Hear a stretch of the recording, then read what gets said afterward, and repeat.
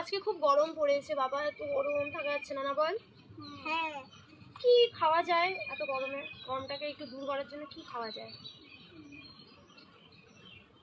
শরবত? শরবত কি খাবে?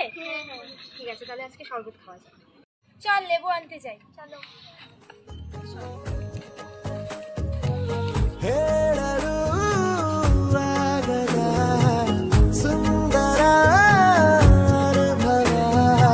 ಸ್ವರ್ಗನೆ ಕಣ್ಣ ಮುಂದೆ ಓಡಾಡುತ್ತಿದೆ ಸಪ ಮಗ ಮಗರೆ ಗರೆ ಸಾನಿ ಸಾ